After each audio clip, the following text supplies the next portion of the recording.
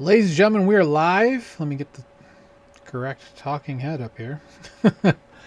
We're live for Beat the Banks. Let me just get the link here sorted so I can share with all of our friends here in the network.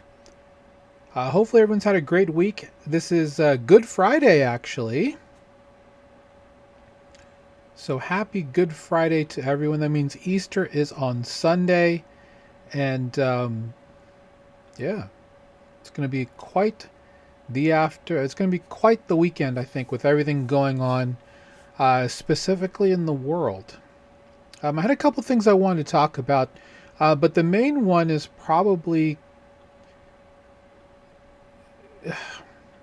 the drift thing is pretty unfortunate. Mainly because it's affected a lot of things on Solana.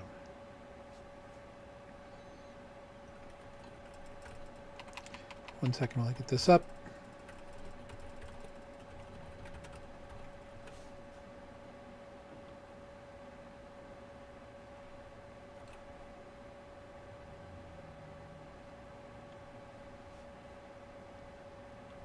Sorry for the delay, guys. I just wanted to make sure that I get all of this up on the right spots.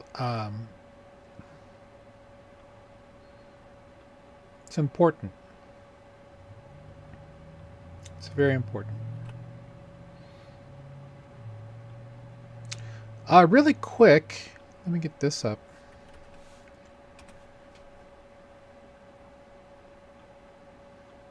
A lot of you may not know I'm actually closely aligned now with Stand with Crypto.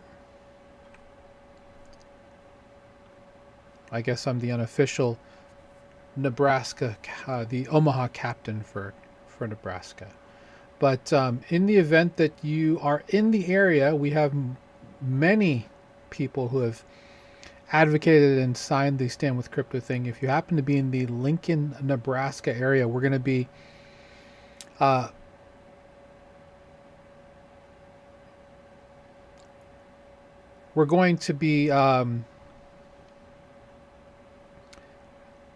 having a blockchain and free coffee, and free conversation if you want to come out.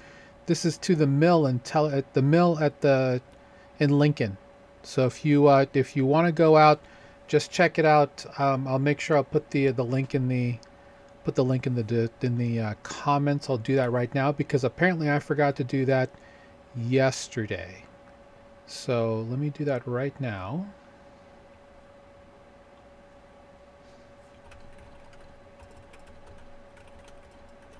So if you happen to be curious about crypto or just have any questions about crypto, Logan, who's the chapter president, who was on the show on Wednesday, and he was on here on Beat the Banks last Friday where we talked about advocacy. If you want to come out and just talk, meet other people, meet some other like-minded people about this space with blockchain and all the other technology that's coming, feel free to come out.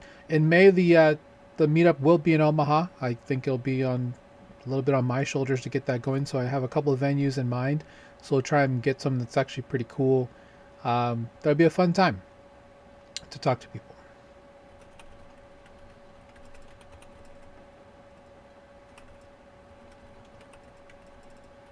It's from 1 to 2 p.m.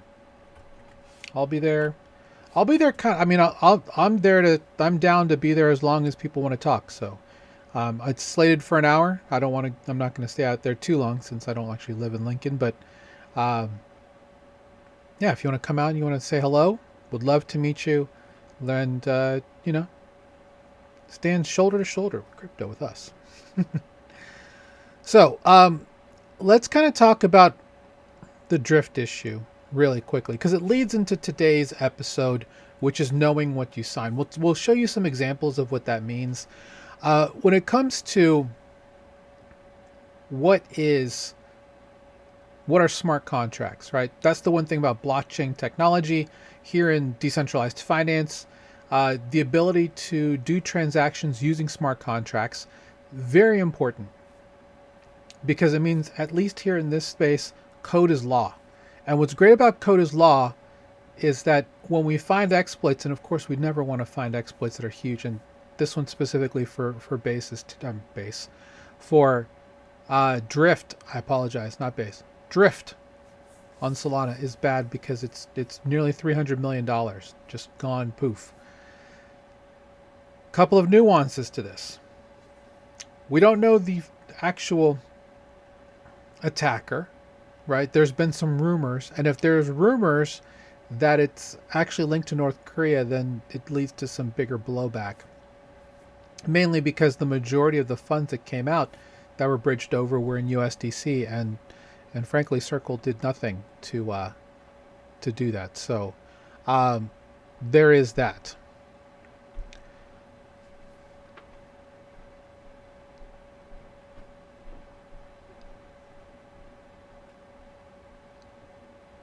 So this is the problem with. Hold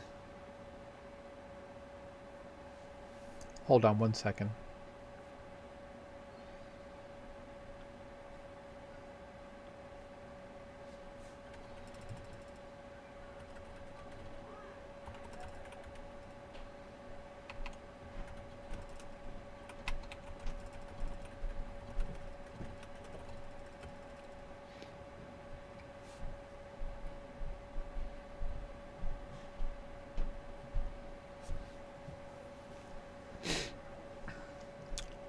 All right, sorry about that delay. It might be too technical to really talk about what happened here, but the issue is that when we have exploits like this, it makes it easier. Well, not easier. It strengthens the system, right? When code is law, code gets fixed, it's patched, the system gets harder. That's the best part about this system. Now, because we're early here, are we in a situation where there will ever be no exploits? No. There will always be exploits that are found, right?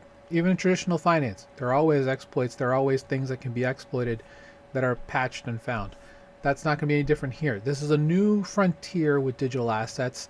Things are going to happen to make things, to really just test the resolve of this system. So there's only so much that we can specifically do, but it also leads to a lot of things we talk about with regards to making sure you have a diversified portfolio. You don't have all your eggs in one basket. Like if you have 100% of your funds in one protocol, that's not good. Watch all of our content. We have a full allocation system on how you should be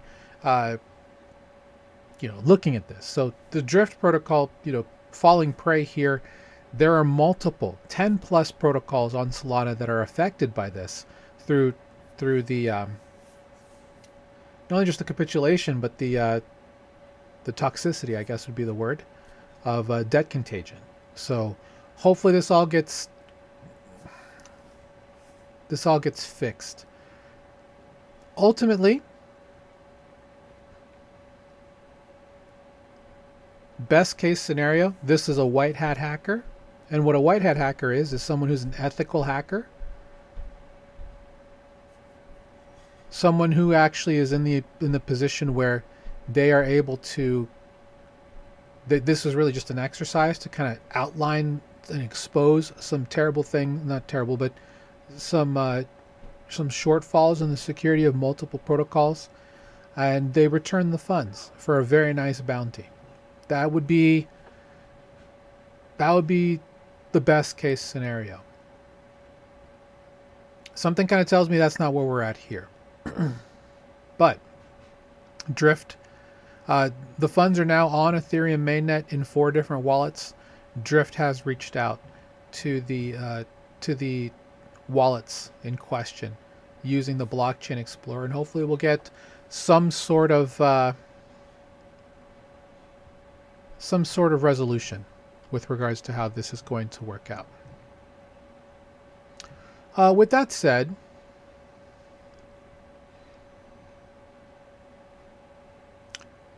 the reason why we're going to talk about that today is because one issue that happened is that with this was very coordinated, very, very timed. There are multiple steps to how this actually all happened.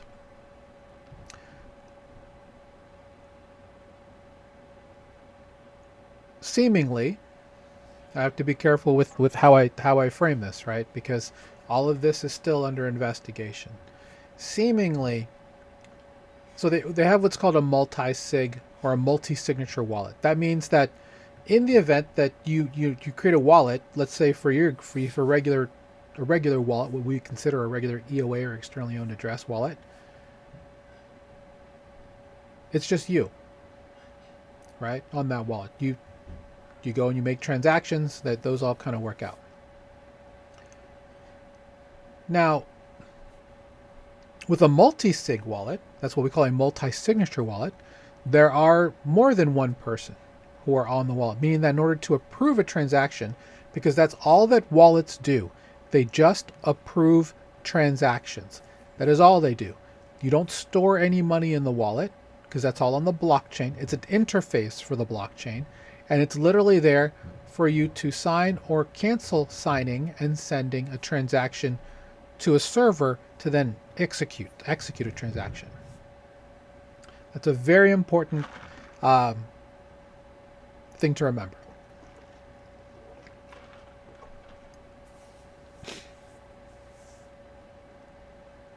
Now, a multi-signature wallet just means that you can have more than one person on the wallet. Minimum, of course, would be two. In this case, this is a 2 of 5 multi-sig.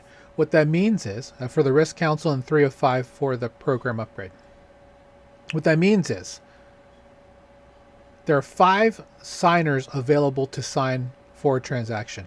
Now, because everyone is somewhere else in the world, it would be difficult for a transaction to be approved if it has to be 5 of 5 in terms of how many people have to sign in order for a transaction to be approved.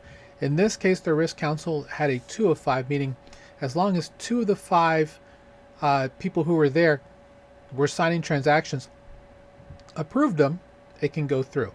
The program upgrade is a 3 of 5, meaning 3 of the 5 users have to be present and approve before anything can go through. And once they do, because there's no additional things like a time lock or anything like that, and a time lock would be if they approve it, the decision then goes through 24, 48, 70, however long the time lock is for in terms of hours. The reason why that can be helpful is in the event that people sign something, they don't understand what happened, someone who is then tasked with doing due diligence, I guess, on the transaction can go back and say, oh, actually, let's not approve this. You guys approved something that shouldn't have been approved. That wasn't present here, to be clear. But that is something that could happen. Well, it turns out that apparently the signers for both the Risk Council and the program upgrade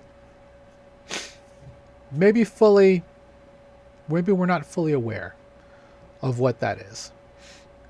They didn't know exactly what they were signing. That's a very big problem, right? Because there's technically no actual code exploit here. This was more of what they call a transaction misrepresentation exploit. This is baked into the Solana L1 blockchain. This does not include smart contracts. It's actually a different reason, and it uses a feature called durable nonces, which allows you to kind of bake in a future approval at a certain time. So you can approve something and then it's delayed and then it gets approved later on.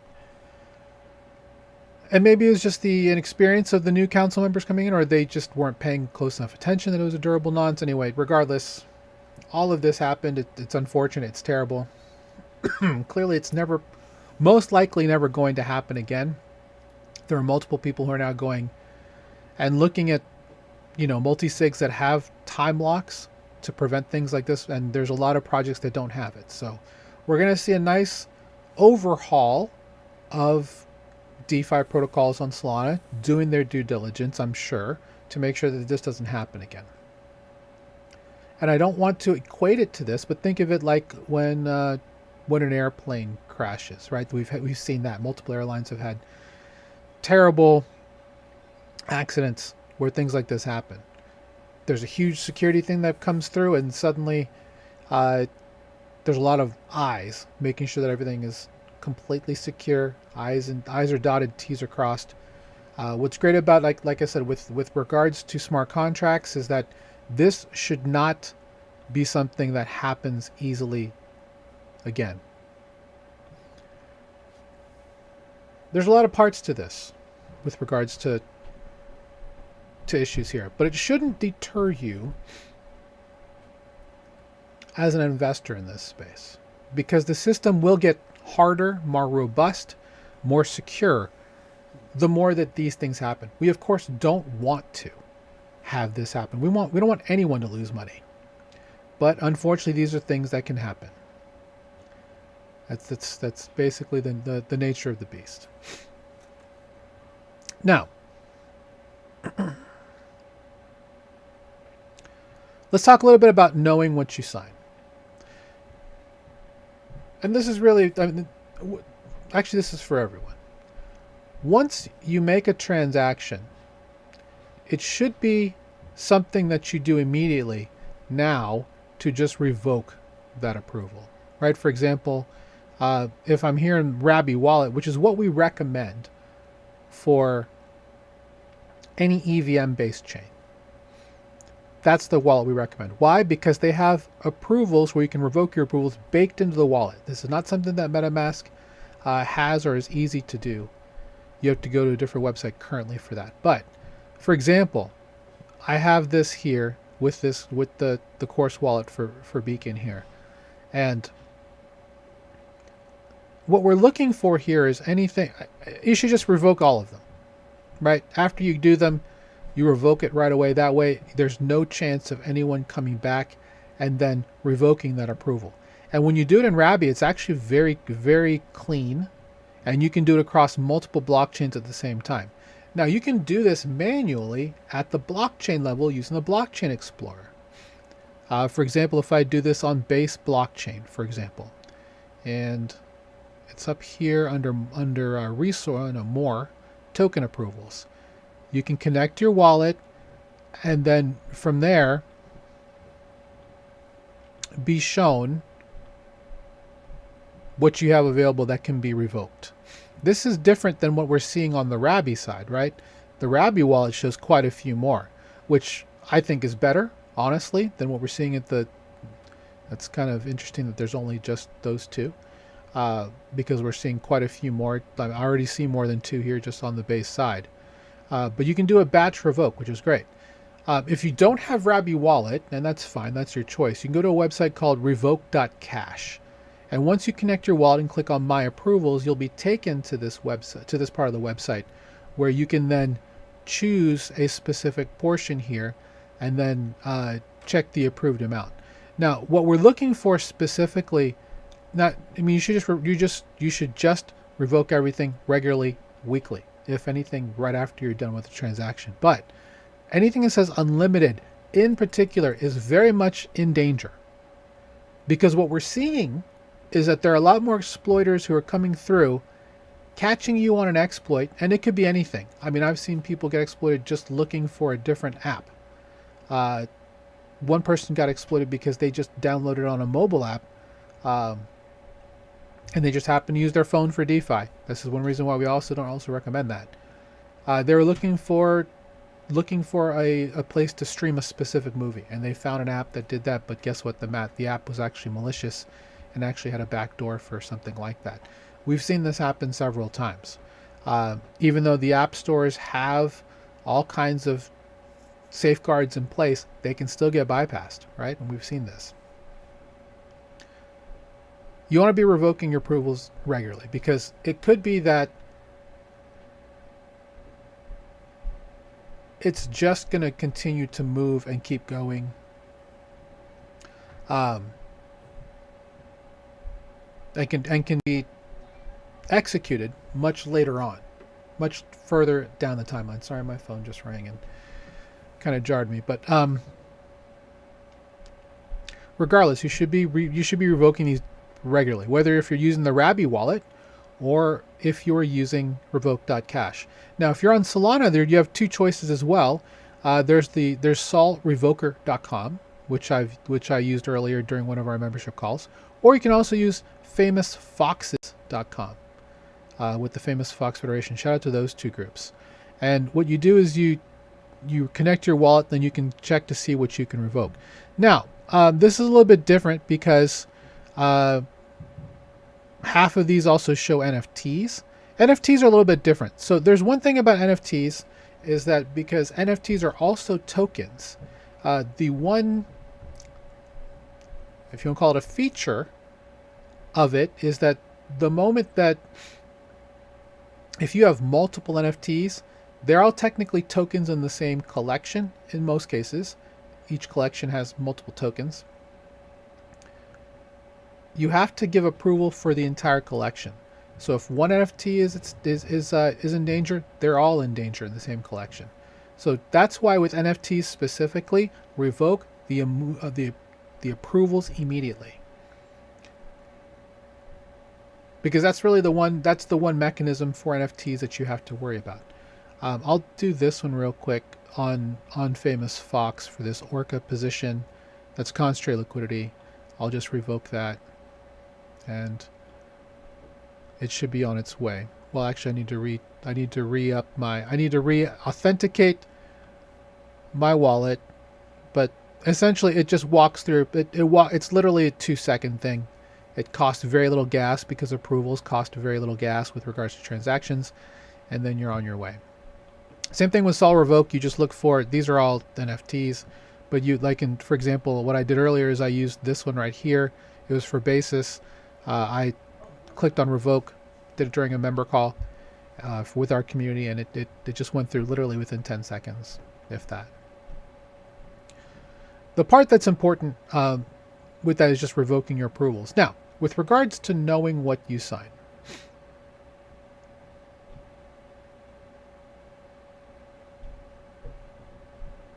sorry, I'm just getting blown up with messages.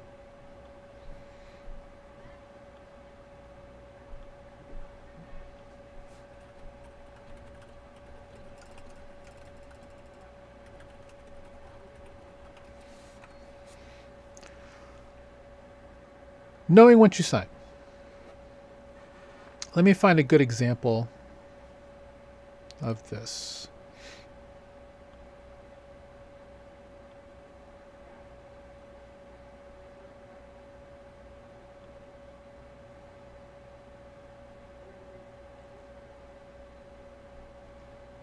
Just 1 second. I have a good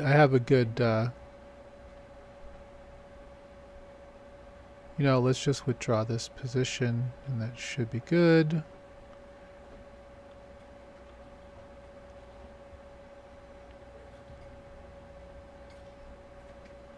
And I'm just using this wall as an example. It should be fairly quick once it's done. But let me look at, let's go to a DApp. Let's see, because I use this Euler one as an example.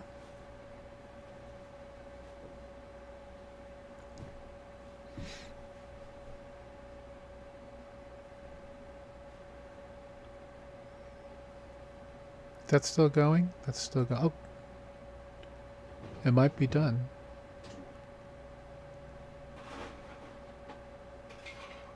Okay, it's done. Cool. All right, for example, Euler earn. There is no Euler earn. Okay. Excellent. This is great. Let's do a swap. We recommend DeFi Llamas swap just because it aggregates. Anytime you can aggregate, it's always good. All right, so we have this USDC coin, $6 worth. We'll swap that for USDT 0. Because you can never have enough of good stablecoin, right?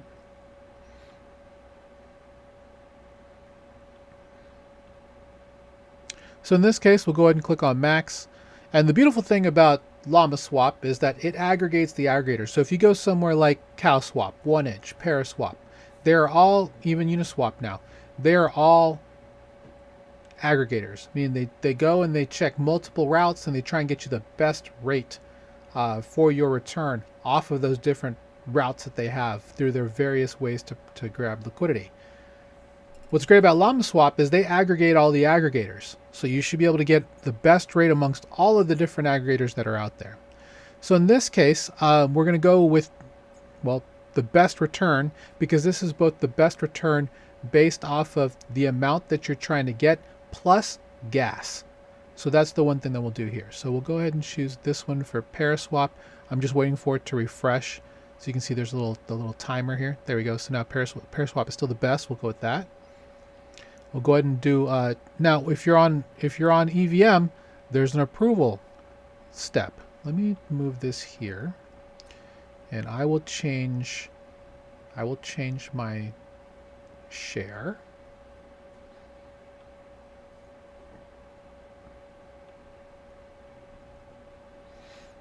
So you can see it to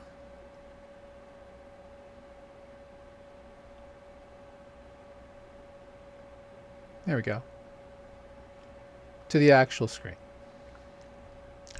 All right, so this is all about knowing what you sign. First thing we're going to do is we're always going to check the smart contract. We see that it's whitelisted to Valora, which is the aggregator, I guess you would say, that's going to take care of this for you. We always want to make sure that the deployed time for the smart contract, because once the smart contract is deployed, it can't be changed. That's what we call them. That's what we call an immutable smart contract. That's why we like smart contracts, because they can't be manipulated once they've been deployed. The only way to change this would be to deploy a brand new one. And in that case, we're always looking for between 3 to 7 days. If it's past that 3 to 7 day time, and you still see that it's well, if it's within that time, you need to stop and figure out why was it changed, because there could be a reason. It could have been maliciously done, but obviously this is more than a year that it's been done, so we should be good there. We have interacted before because we use Llama Swap all the time, so that's something to consider. I may get in trouble here because I've been talking too long. In any case, the approval, this is the part that we need to make sure. If this is red, meaning it's a whole gigantic huge number, that means it's unlimited. We never want to choose unlimited. And this is the reason why I always recommend Rabby over other wallets that don't allow this. If you cannot change the amount that you're approving, that is a non-starter. Do not use that wallet. For many years, we didn't recommend Coinbase Wallet because it does not allow you to change from unlimited. It was unlimited by default, unlimited approval. That's not okay. We got to make sure that we can change this. Now, let's say this is the amount that you can, we're doing the entire balance, so that's fine. But you can also just say, I only want to do up to $5. Like, let's say I only did $5. That's the amount that you want in there. Even if you have a bigger balance here, you just want to make sure that the protocol can only spend up to that amount. Now, if we work the habit of just revoking the approval afterwards, it's fine. You can put in whatever number, but you should still never have unlimited, because exploits can happen with a blink of an eye. So go ahead and confirm. And one thing you also want to look at, we're just doing the approval here, so this is the approval step. For us, I always make sure the gas is normal. And then here we just use our gas account, which is built into Rabby. It's a stable coin account that you can use, so you're paying for your gas and stable coins, never in the actual gas token for the blockchain, which is great in my opinion, and it's cross-chain. So, which means you can use it with any blockchain that Rabby supports, and any wallet that's connected to Rabby can also use this gas account. That's why it's so powerful.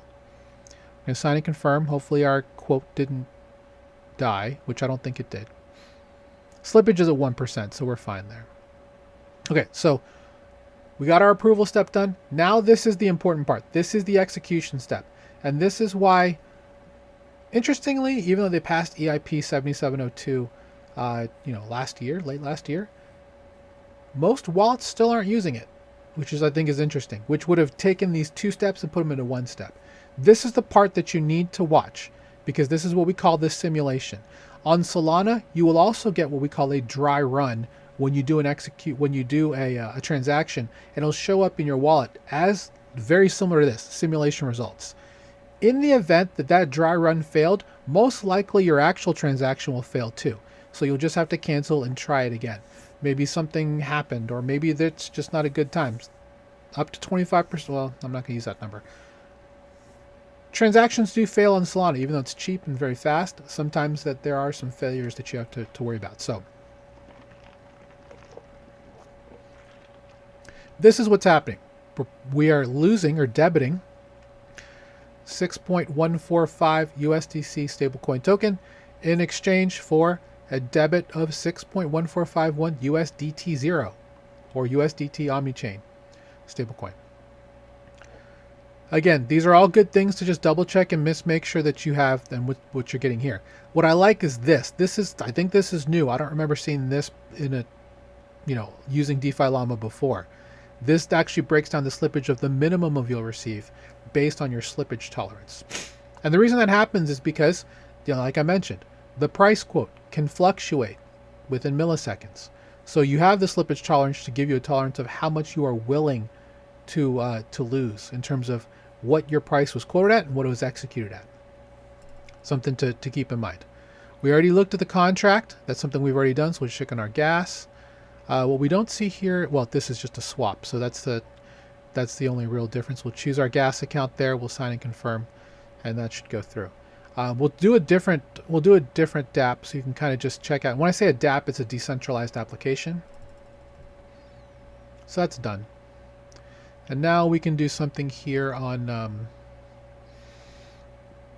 what should we do? You know what, let's go check out our friends at Dolomite. Shout out to the Dolomite team.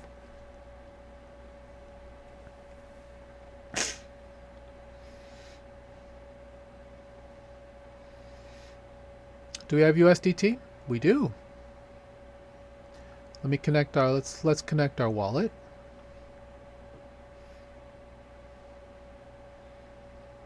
It is not showing that we have any USDT. Probably because we need USDT.E or what would be bridged USDT, not OmniChain. That's unfortunate. I guess we'll just have to go to Euler. Back to where we were.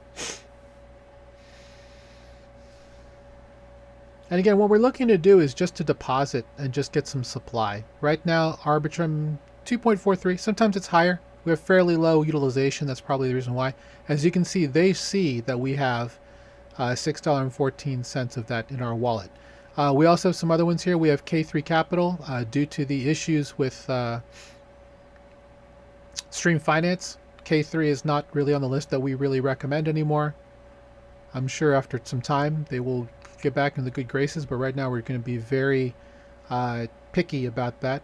And again, 2.43, it's not the most, but it is something you are earning. You're being paid for this, by the way. That's more than your gas. I'm not your gas. This is more than your typical savings account or checking account anyway. If you have a checking account that pays you more than 2%, I'd like to know which bank that is. Please feel free to put that in the comments if that's the case. All right, so we'll do this. Currently, the supply APY is at 2.43. The utilization, meaning people are borrowing against the capital here. Again, it's not a very big market. It's only 22K. But in the event that this goes up to like 90, 95%, meaning tons of people are utilizing the collateral, the supply APY goes up by a large number. Let's see. Vault exposure can be borrowed, can be used as collateral in the following other vaults as well. Okay. Very good. All we have to do is make sure we accept the terms of use, saying we are not a terrible degenerate. I'm not going to read them out. What we'll do here is we'll just go ahead and deposit. I just want to kind of show you and walk you through what this looks like. Okay. And this is very much like a digital savings account, as we like to call it, because it's a single-sided liquidity position. There's no impermanent loss. And you're earning a specific rate for holding your money in the smart contract for this vault. Meaning, because they're taking your collateral and using it across multiple other pools here on the protocol, they're going to give you the lion's share of what that yield would be. I've seen this be more than 12 to 15%. It just happens to be 2.43% today. It changes all the time. It's all algorithmic based. It's all based on how much demand, how much supply is available, and how much that supply is being utilized. So that's the really great thing about being in decentralized finance, is that you do get rewarded for people using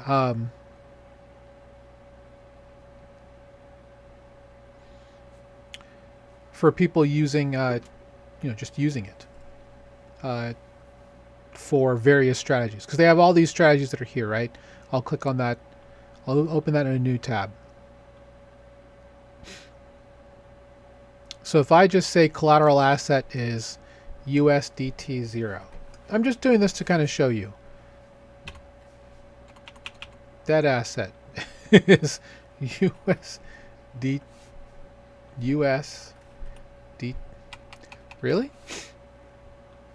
That's right there, brother.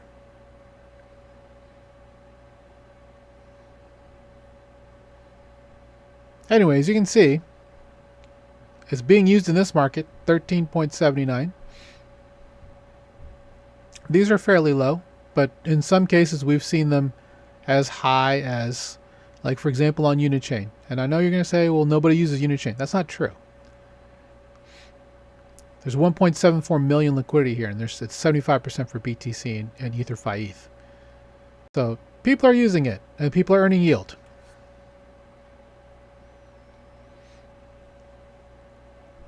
In any case, that's the beauty about being in vaults like this. Pardon me. Is that you're able to supply and earn off of that based on how your collateral is being utilized. And that's the beauty of decentralized finance. Anyone can access this as long as you have a wallet and a way to fund your wallet, which most people generally have. So in this case, we're going to just put our $6 up here for supply so I can walk you through how this looks. And again, this is about knowing what you sign when it comes to smart contracts, okay? All right, here's that big number that I was talking about. See that red portion right here? That means the approval amount is blah, blah, blah, blah, blah, blah, blah, blah, blah, infinity. You don't want that. Now, we are doing the entire balance here, so we can just click on that. But let me open this up. And again, what you'd want to do here is like, I only want to do $5. That's the most you're going to allow the protocol to spend on your behalf. Now, if you just click on balance, then you can do that.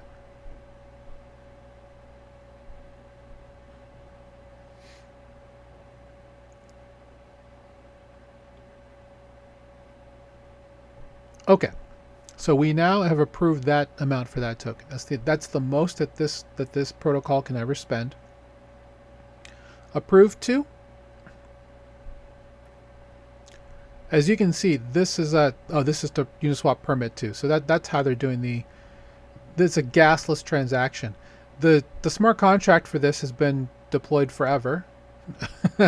So that's fine. It is whitelisted, meaning it's actually listed the protocol that's actually utilizing this smart contract. So yeah, it should be good to go because it can't be changed.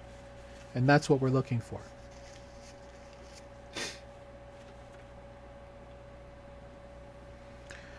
Normal gas, we'll choose our gas account. So again, we're paying with stable coins as opposed to paying with the gas token, which we would prefer the stable coins because you don't have to worry about the directional exposure of ETH going up or down in this case, because ETH is the gas token of Arbitrum. So we'll go ahead and sign and confirm. And that's for the approval. Now we have the execution step once that's done. And something should pop back up here shortly. And there it is. So we had the okay, this will be 3 times. This happened the last demo. So we're allowing permit 2 to spend, and then permit 2 wants the gasless signature. Just verifying that, yes, this is what I want to do, which I guess is fine. And this is a permanent signature based off of this specific time and place.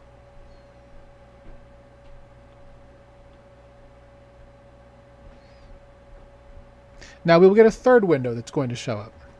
And this will have our simulation results. Much like we mentioned on the swap, this is also happening here on this supply. Things to note here. We've already done the approval for the contract that we're interacting with, right? I've interacted before with this, but this will show up. You'll want to check this out and just make sure the same rule of thumb. It's not less than 7 days old, which isn't here.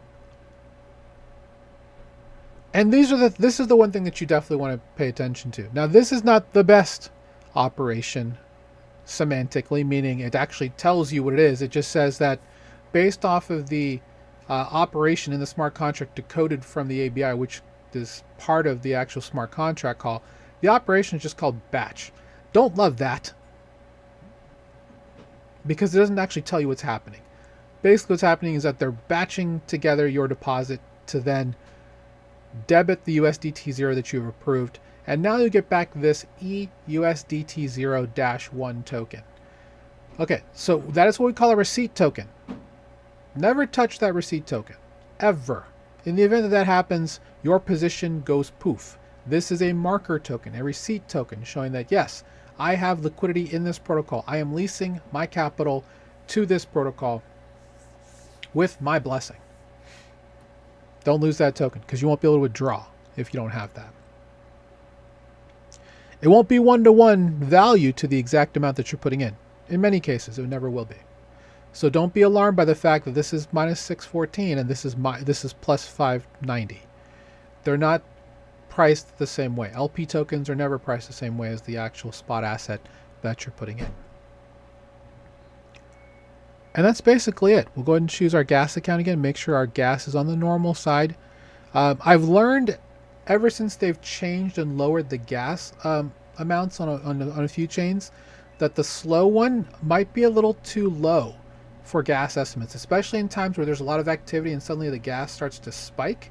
You don't want to be in a situation where you actually aren't paying enough gas.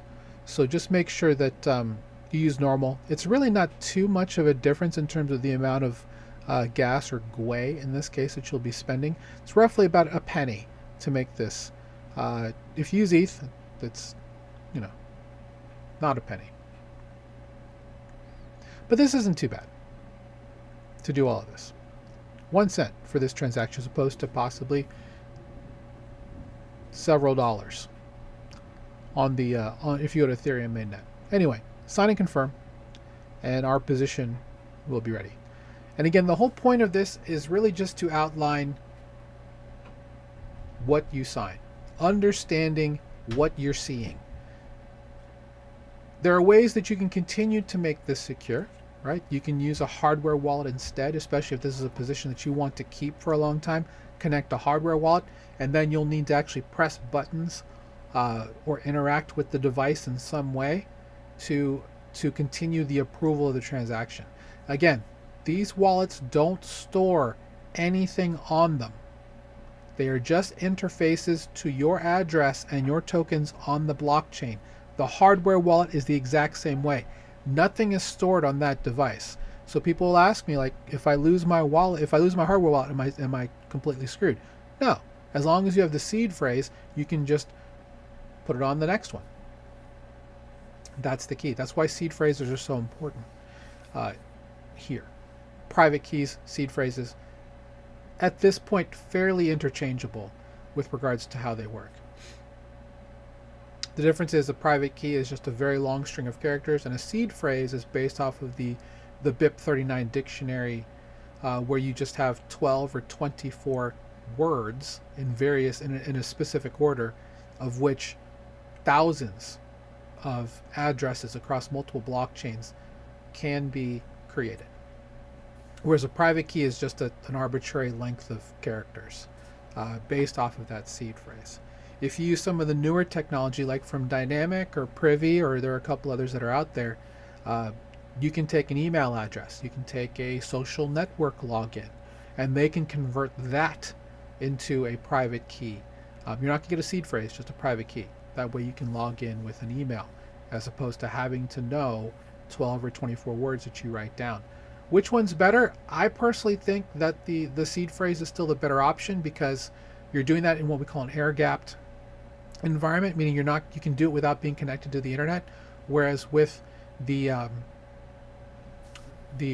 Privy dynamic social login method, you actually need to be connected to the internet to get that authentication. So there's that. All right. Let me make sure. I do have some comments here. I apologize, I did not get that. Oh, good to see you, Suzanne.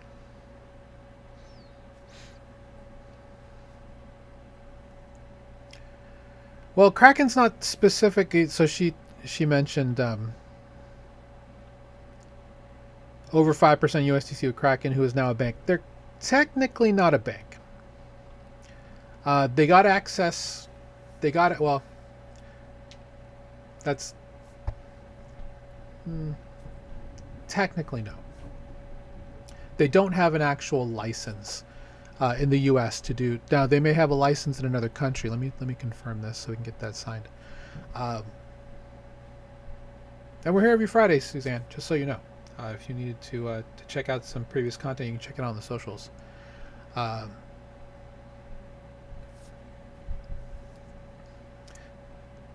They got access to a master account.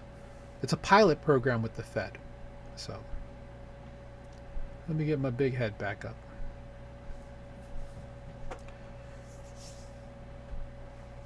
So knowing what you sign is extremely important. And the main reason is because you want to make sure that you're in a position where you understand what you're seeing. It will take time, right? Just like when you start trading, you don't know everything on trade number one. They say that you have to do at least 100 trades to really get in your reps and understand how to read things, knowing how charts work, knowing how your positions work. If you're in DeFi, in the event that you're trading perps, understanding the funding fees, open interest, all of that type of stuff, that's all stuff that you have to learn along the way. Doing yield positions, also very similar. But as you get to do them, you'll learn. That's why whenever we do these free community trainings, I do it with a small amount of money. Why? Because it shows you that anyone can do this with any amount of money. It's accessible, and it's not that it's obviously people are like, well, I'm only going to make 5% off of $5. It's not that much.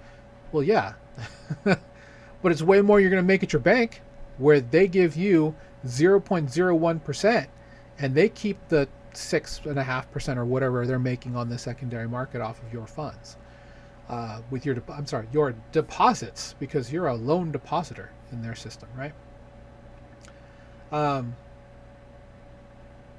But that's two very different worlds, right? Because deposits into a bank are not the same as stable coins. They're just not. They never will be. But knowing what you sign is very important. As technology gets better, in terms of more consumer friendly, technology is already great. This is the year of integration, right? That we talk about, where more traditional institutions are migrating onto blockchain rails.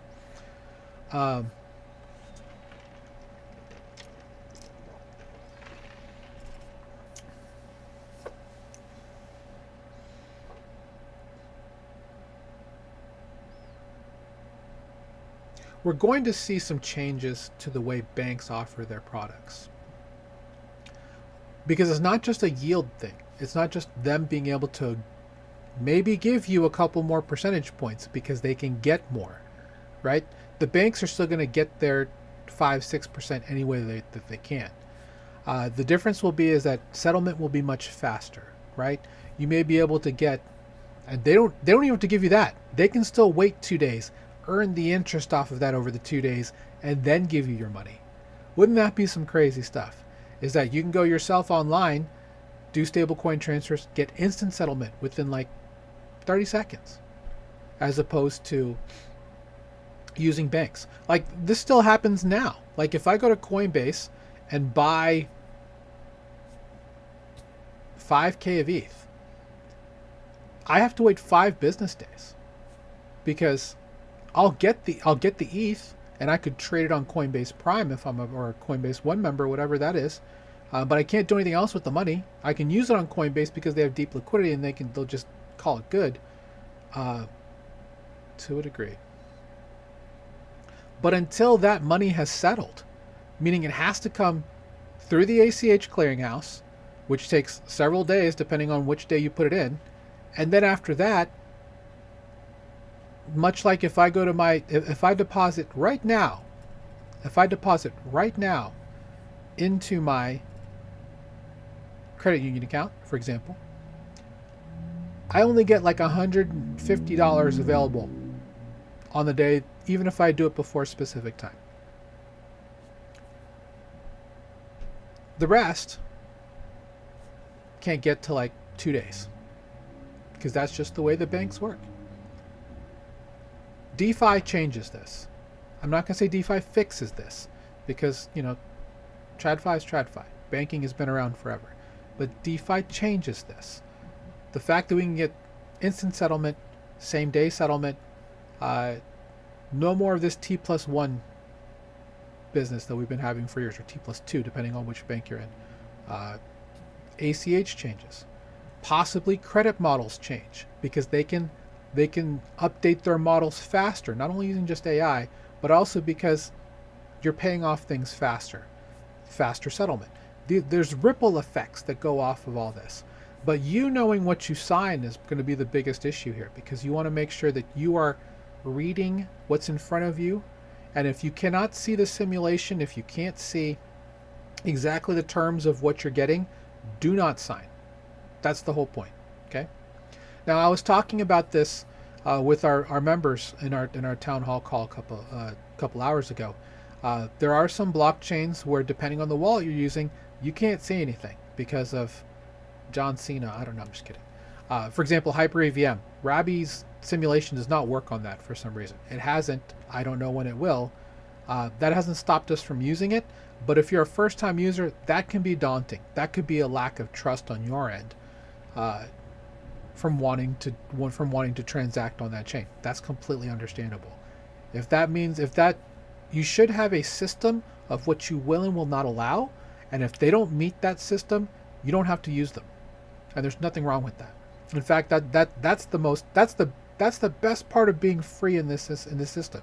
You get to choose where you get to lease your liquidity, to earn passively on different positions, right? And that's the beauty of it. Anyhow, that's all I have for today. Hopefully you found value in that. Again, it's about making sure that you are safe. Again, if you are a Rabi user, just use your Rabi wallet to revoke these approvals. I don't know if our new ones are even here.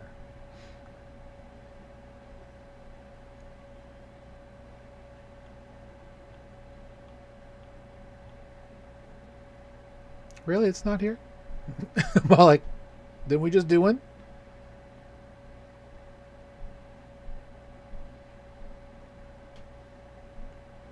In any case, you have revoke.cash, great website, but if you're on Solana, check out either solrevoker.com or famousfoxes.com for the Famous Fox Federation.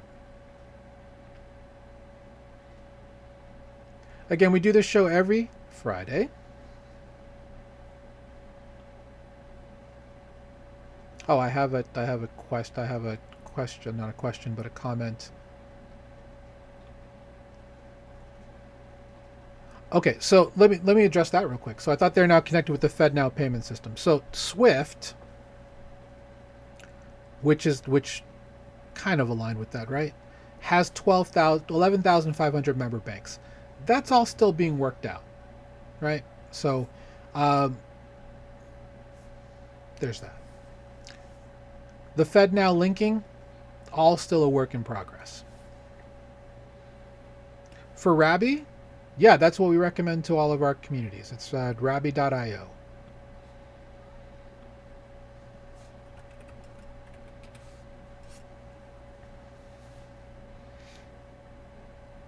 A little bit of news about Rabi. It is built by the team that built DBank. So a lot of the same things you'll see on DBank, if you use your Rabi wallet, you can actually use. So for example, here is the Rabi. This is on DBank for the same Rabi wallet. I now have options to withdraw and claim here on in my wallet, and if I have a Rabi wallet linked up, it'll actually do the transactions there. Yeah, Rabi is by far the best EVM wallet available in our opinion. They used to have a desktop one. I guess they got rid of that, but they do have it on Chrome as well as mobile. It is built by the DBank team. One thing too, it's also very verbose, meaning it gives you a lot of information. It's also built on top of MetaMask, uh, most of it, right? They have some things that are different, but they originally took the MetaMask code, which is open source, and they built on top of it with a ton of huge quality of life or QOL adjustments. So it's what we recommend in all of our material, mainly because if you're new, it makes it way easier. The gas account itself is such a huge. This is the game changer. The fact that I can go. Why don't you see that? It's so weird.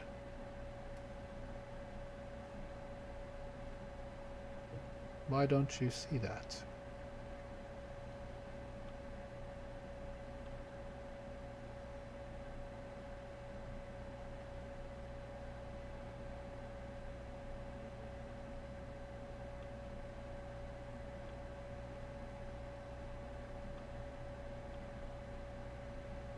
That is so weird that you can't see the. I even shared the entire screen. You couldn't see it. Anyway, the fact that you earlier you could see it, but the fact that you can have a specific. It's just a stablecoin wallet that you fill with money, and then you have a way to pay for your gas with stablecoin instead of the actual native gas token, is the best. Also, if you're a MetaMask user, you have to add. You used to have. Well, you still have to a degree, add new chains manually. You don't have to do that with Rabby. As long as it's listed in DBank, it'll be available for you to choose in Rabby. Overall, it's just the best to use. It's easy. It makes it very trivial, I guess would be the word to use in terms of just doing transactions. Highly recommend it. It's just been great. Also, the fact that you can do the batch revokes here within the wallet is a game changer in my opinion. And I just realized now that it's just not showing my screen because it's glitching again. But yeah, the fact that you can actually just... There it goes. See, that's so weird. The fact that you can just do the approvals here, the gas account portion, I mean, it's just, it's in my opinion, Rabby is just undefeated. It's easy to use. It's easy to connect a hardware wallet. Like all you have to do is literally just go up and just click on the new wallet here. Just connect hardware wallets, and you've got all of them here, and it literally just takes 2 seconds.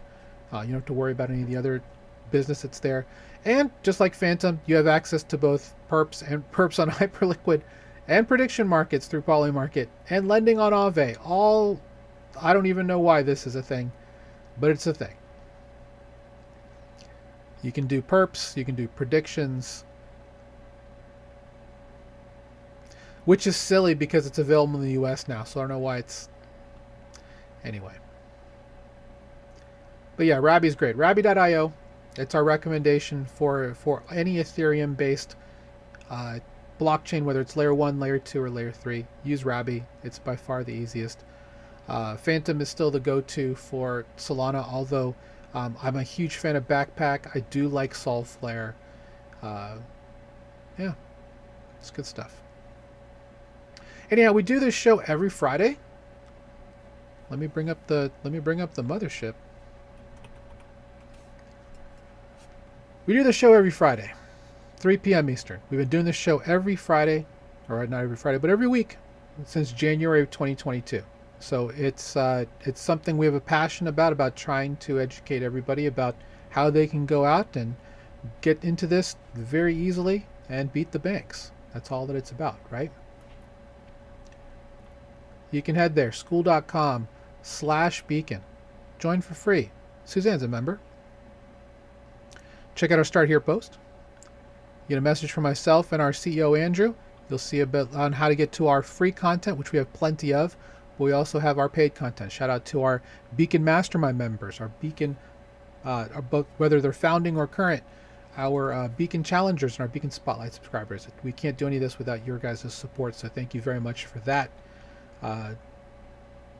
Love you guys, and have a great